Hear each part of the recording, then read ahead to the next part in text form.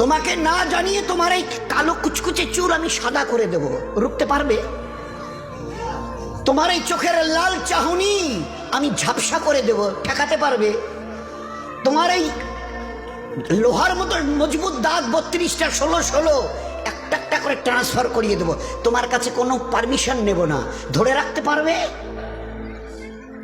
এইভাবে আস্তিন গোটানো মাসল ফোলানো ধরে রাখতে পারবে তো? এরকম করবে না তো?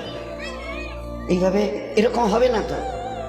সামনে এসে একটা পান দিচ্ছে, এই হাত, চাচা এই হাতটা নিলেন, এই হাতটা কলেন, আরে বাবা দেখ না চিমটি কাটিতে কিচ্ছু নেই।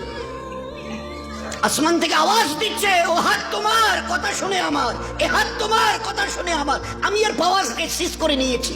এই দুটো পা যদি হনন হনন করে হেঁটে চলো, খালি একটা পায়ের যদি সামান্য একটু প্যারালাইসিস করে দিই না, তো জীবনভর করে হাঁটতে হবে। বেডরুম থেকে নিয়ে বাথরুম একদম লাগালাগি, অ্যাটাচড, আমরা বলি না অ্যাটাচড।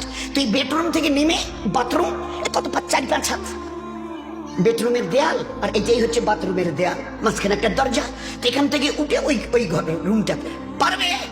আছে পাওয়ার? কিসের দেমাগ তোমার? কিসের এই অহংকার তোমার? শুনুনি কোনোদিন নবীজির কাছ থেকে অহংকার, তাকাব্বুর এটা আমার চাদর, বড়াই এটা আমার চাদর, আল্লাহ বলছেন। আর আমার চাদর ধরে যে টান দেয় তার ঠিকানা কোথায়? ভাই বলেন না, সবাই কম বেশি জানেন।